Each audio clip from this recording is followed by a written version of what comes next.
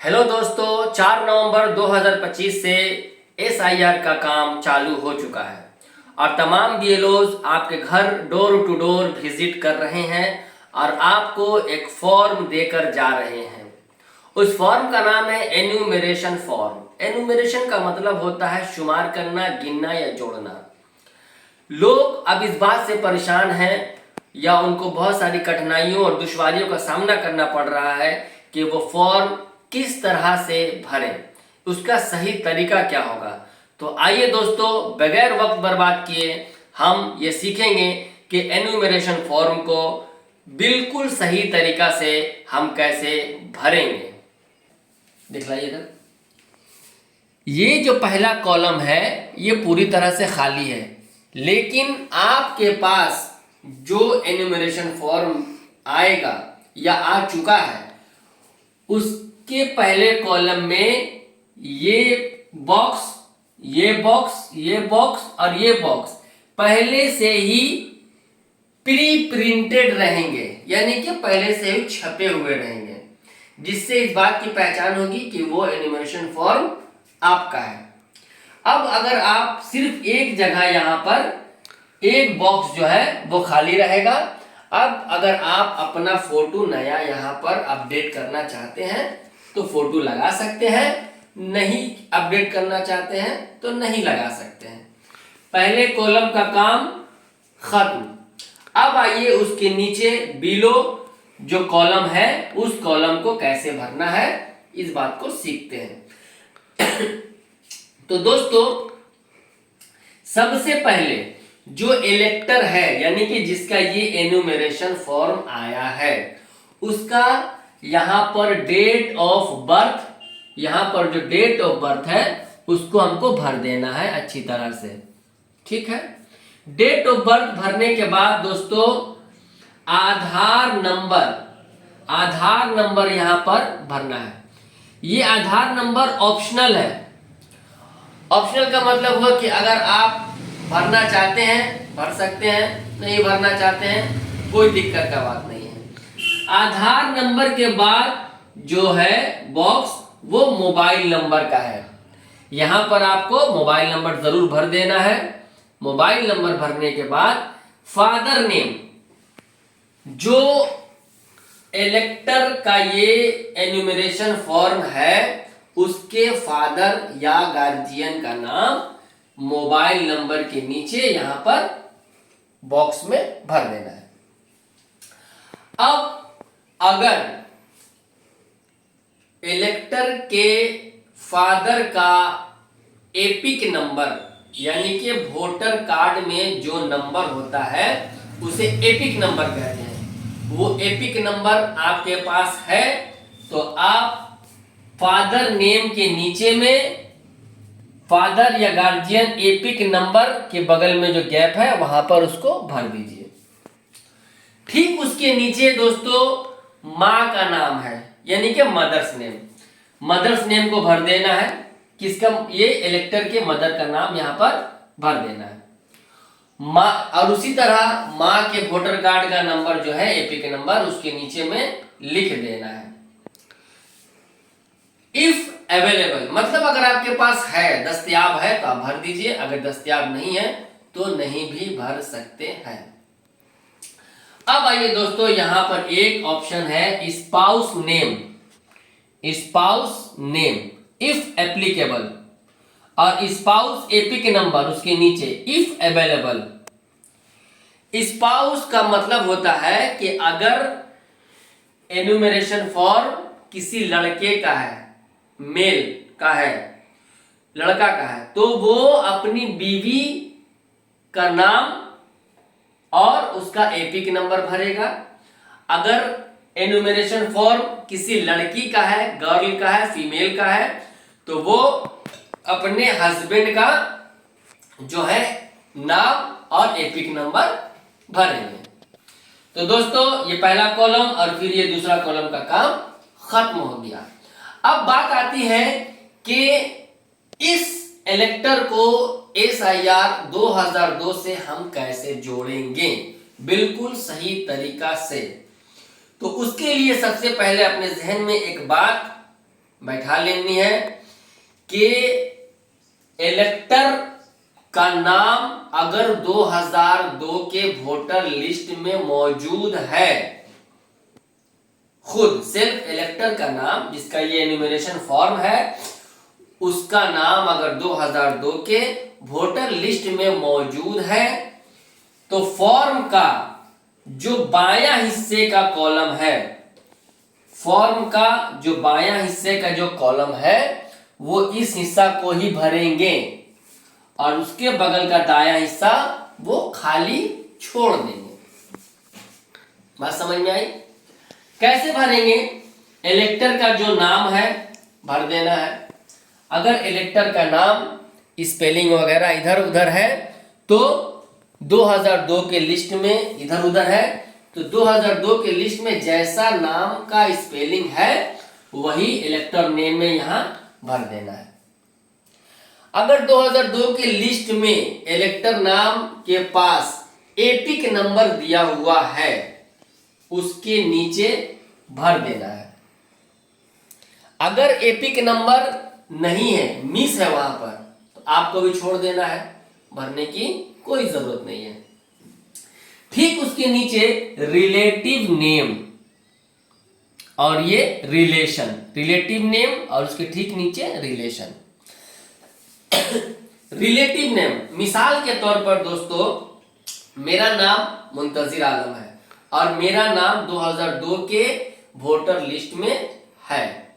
मेरे पिताजी फादर या अब्बा का नाम आफ्ताब आलम है, तो मेरा नाम वहां पर इलेक्टर रोल में मुंतजिर आलम, बगल में रिलेशन जो है पिता फादर और उसके बगल में मेरे फादर का नाम आफ्ताब आलम रहेगा।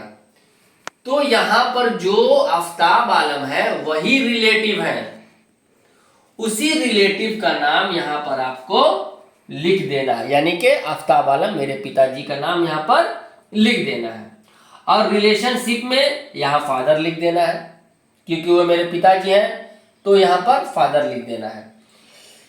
ये रिलेशन जो है आपको 2002 के वोटर लिस्ट में ही मिलेगा।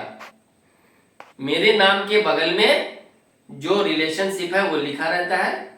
अगर कोई लेडी भर रही है तो वहां पर उनके हस्बैंड का नाम भी हो सकता है, तो वहां पर ये रिलेशन हस्बैंड कर देंगी रिलेशनशिप में। ठीक है, अपने हस्बैंड का नाम लिखेंगी और यहां पर रिलेशनशिप में हस्बैंड कर देंगी। उसके नीचे दोस्तों डिस्ट्रिक्ट है, आप किस डिस्ट्रिक्ट से हैं। अगर वो डिस्ट्रिक्ट मान लीजिए 2002 के लिस्ट में कहीं और था, ठीक है, तो वही डिस्ट्रिक्ट भर देना है। मान लीजिए आप कहीं दूसरे डिस्ट्रिक्ट में रहते थे और अब किसी और डिस्ट्रिक्ट में रहते हैं, तो 2002 के वोटर लिस्ट में जो डिस्ट्रिक्ट वहां पर लिखा हुआ है तो आपको वो डिस्ट्रिक्ट यहां पर लिख देना है। स्टेट का नाम लिख देना है जिस स्टेट में आप रहते हैं। 2002 के वोटर लिस्ट में जब आप ऊपर नजर डालिएगा, नाम बहुत सारे नामों की लिस्ट से पहले ऊपर में, तो वहां पर असेंबली कॉन्स्टिट्यूएंसी का नाम और नंबर और बगल में पार्ट नंबर तीनों ही दिया रहता है और आपका नाम कितने नंबर सीरियल में है यह आपके नाम के बगल में दिया रहता है। तो बस बगैर देर किए हुए एक असेंबली कॉन्स्टिट्यूएंसी का नेम लिख देना है, उसका नंबर भी उसी का बगल में रहता है, ये लिख देना है, पार्ट नंबर भी वहीं रहेगा बगल में लिख देना है और आपके नाम के सामने में सीरियल नंबर रहेगा, लिख देना है। और इस तरह से आप पूरी अच्छी तरह से अपना फॉर्म भर पाएंगे। ये तरीका उन लोगों के लिए है जिनका नाम डायरेक्ट 2002 के वोटर लिस्ट में है। अब दोस्तों हमको ये समझना है कि जिनका नाम 2002 के वोटर लिस्ट में नहीं है वो क्या करेंगे। इस पार्ट को, इस हिस्से को भरने में बहुत सारे लोग कंफ्यूज हो जा रहे हैं, तो अच्छी तरह से समझ लीजिए कि अगर मान लीजिए मेरा नाम 2002 के वोटर लिस्ट में नहीं है तो घबराने की कोई जरूरत नहीं है। हम उसमें यानी कि मैं अपने पिताजी का नाम, माताजी का नाम, father mother, grand mother, grand father किसी का भी नाम तलाश करेंगे। नाम मिल जाने के बाद हम उनका नाम यहाँ पर ये दाहिना साइड का जो कॉलम है उसको भरेंगे और वहां पर नेम के जगह पर उनका नाम यहां पर हम लिख देंगे। ठीक है। लिखने के बाद उनका वोटर कार्ड का नंबर यानी कि एपिक नंबर ठीक उसके नीचे लिख देंगे। इफ अवेलेबल, अगर वहां दिया हुआ है तो।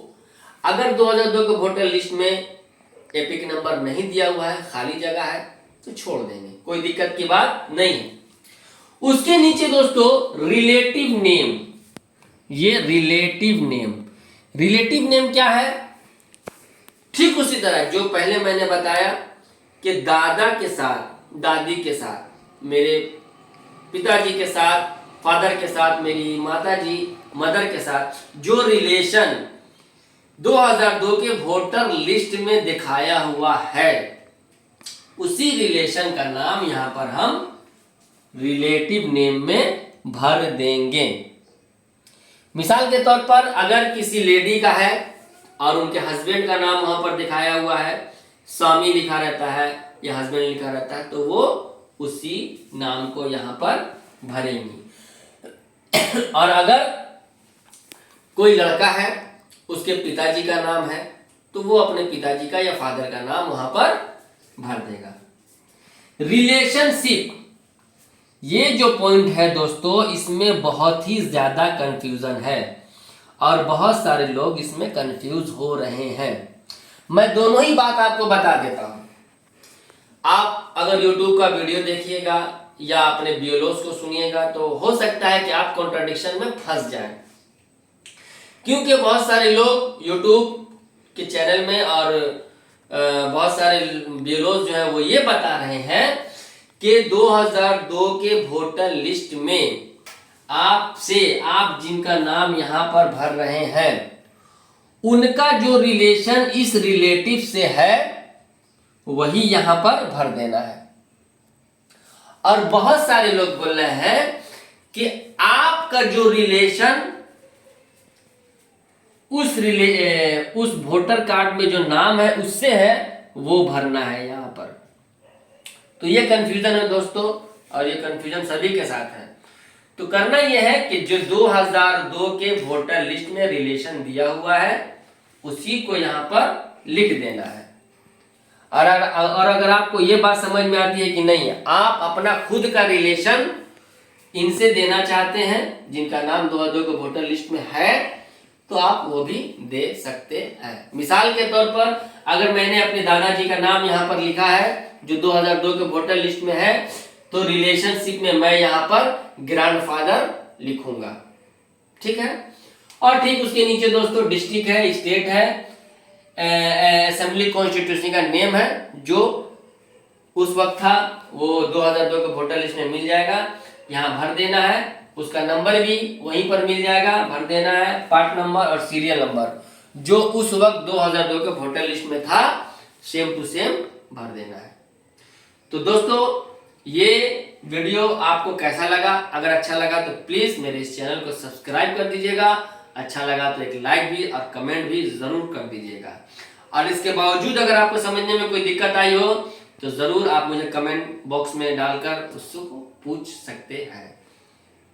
Good night, bye bye.